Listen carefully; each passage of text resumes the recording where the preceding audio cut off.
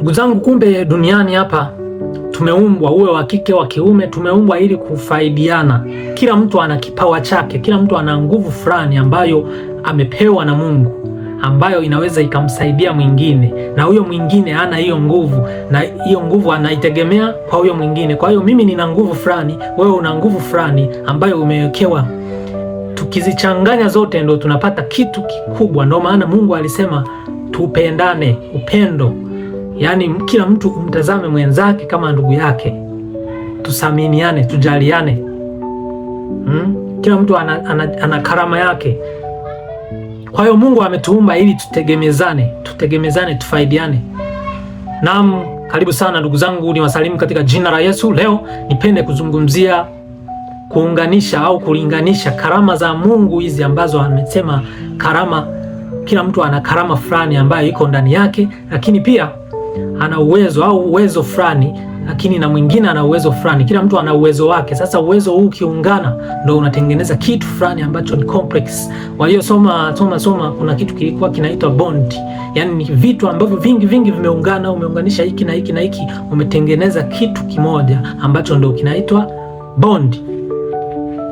Kwa hiyo leo nitazungumzia karama za Mungu na zinavyokuwa zinahusiana na maisha yetu ya kila siku. Maisha yetu ya kila siku huwa inakuwa, mfano unakuta kuna mtu amesoma, ana elimu kubwa, labda amesoma ma PhD, lakini anamtegemea mtu ambaye hajasoma kitu chochote, labda ana gari lake, ila kuna fundi fulani ambaye anaweza kutatua changamoto iliyo kwenye gari lake ambayo yeye hajasoma chochote, lakini fundi anatatua ile tatizo lake. Kwa hiyo tunaungana hivyo.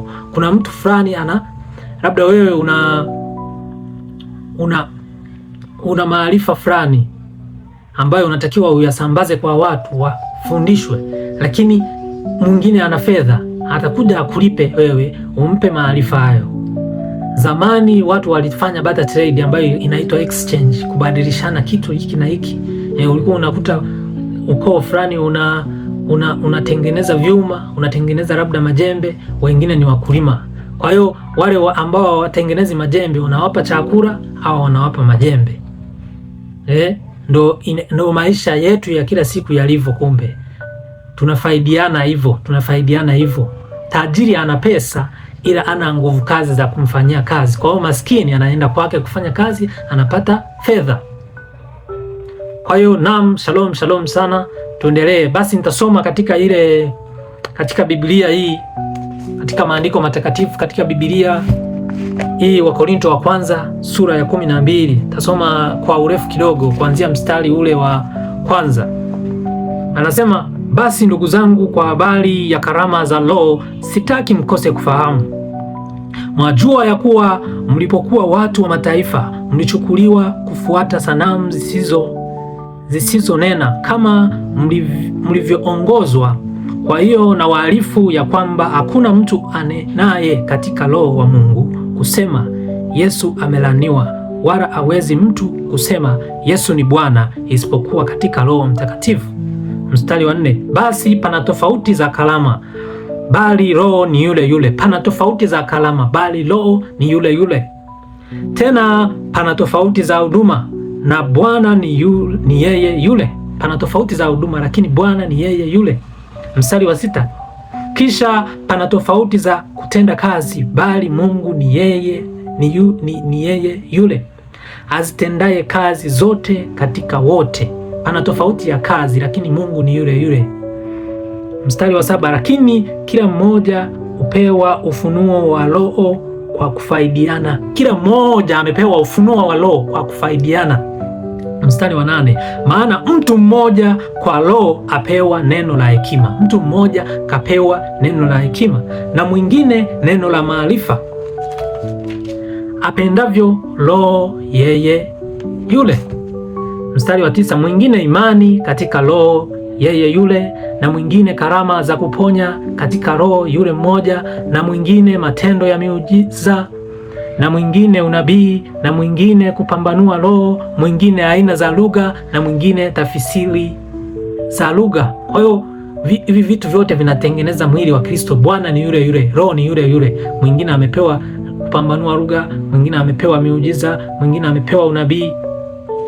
Mstari wa 11 sasa, lakini kazi hizi zote uzitenda Roho huyo mmoja, yeye yule akimgawia kila mtu peke yake kama apendavyo yeye, akimgawia mtu peke yake kama apendavyo yeye. 12, kwa maana kama vile mwili ni mmoja ambao ndo Kristo. Mwili ni mmoja na una viungo vingi, na viungo vyote vya mwili ule navyo ni vingi. Ni mwili mmoja, vivyo hivyo na Kristo ndivyo alivyo. Kwa hiyo mwili, nishasema mwili wa Kristo ndo mwili.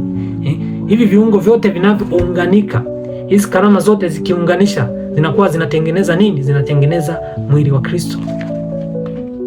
13, kwa maana katika Roho mmoja sisi sote tulibatizwa kuwa mwili mmoja, kwamba tu Wayahudi au kwamba tu Wayunani, ikiwa tu watumwa au ikiwa tu huru, nasi sote tulinyweshwa Roho mmoja. Ikiwa tu Wayahudi au Wayunani, hapa unaweza ukasema ikiwa tu Wanyambo, ikiwa tu Waaya, ikiwa tu Wasukuma, ikiwa tu Wakurya, ikiwa tu Wagogo, ikiwa tu Wazalamo, ikiwa tu Wachaga, wote tunatengeneza, tunaitwa Tanzania. Kwa hiyo wote ni kitu kimoja na Mungu ni moja, kwa maana mwili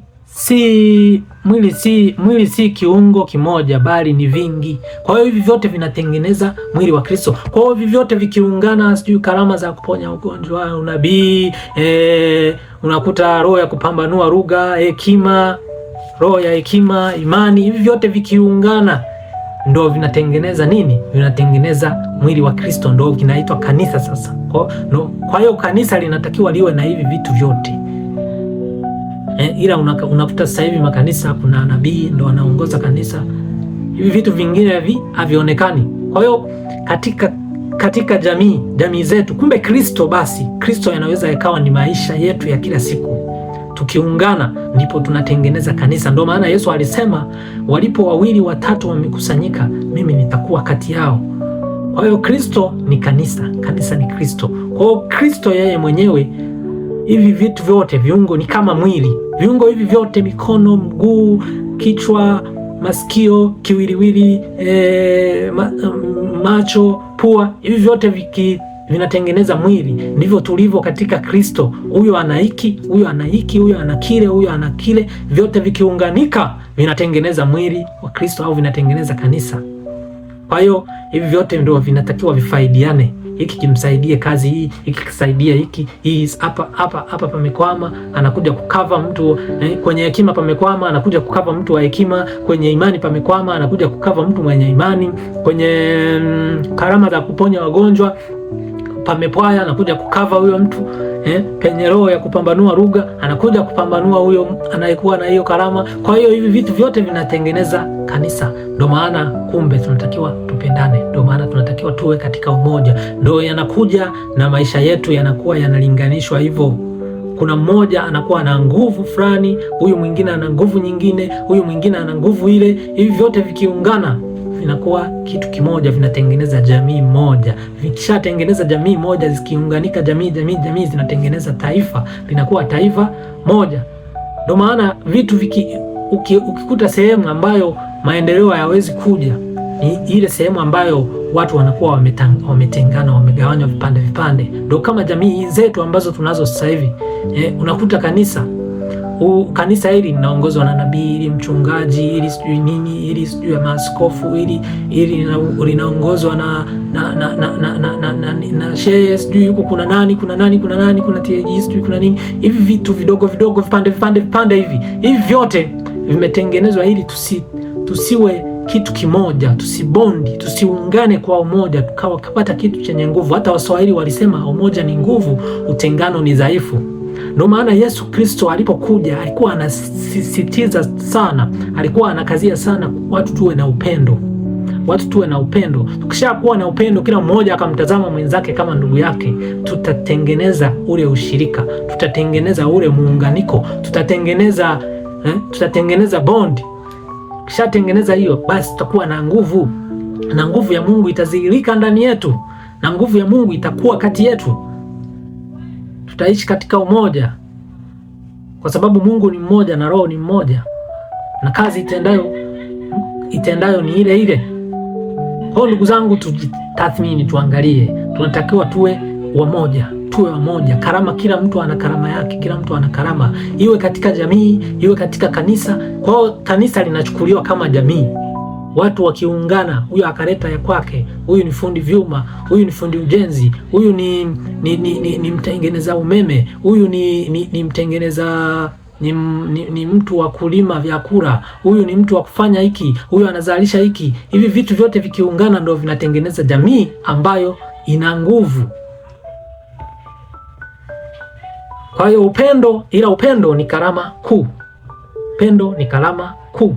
Maana hapa katika Wakorinto wa kwanza hii 14:1 anasema ufuateni upendo na kutaka sana karama za rohoni, lakini zaidi kwamba mpate kuutubu. Kwa hiyo hivi vitu vyote vinatengeneza kitu kimoja, na jamii yenye nguvu inatengenezwa katika karama hizi zikiungana. Kumbe karama hizi zikiungana zinatengeneza kanisa lenye nguvu, linamtengeneza Kristo ambaye alikuja akatuambia kwamba yeye ndiye yule jana, leo na hata milele. Kwa hiyo ndugu zangu, tujitahidi tuwe katika umoja na jamii zetu ziwe katika umoja. Ila tukigawanywa hivi tulivyo vipande, tunavyoendelea kugawanywa, ndivyo nguvu zetu za Mungu, nguvu zetu za jamii zinapotea. Basi nikushukuru sana wewe uliyenitazama kwa wakati wote tulipokuwa pamoja. Neema ya Kristo ikawe pamoja na nyote. Amen.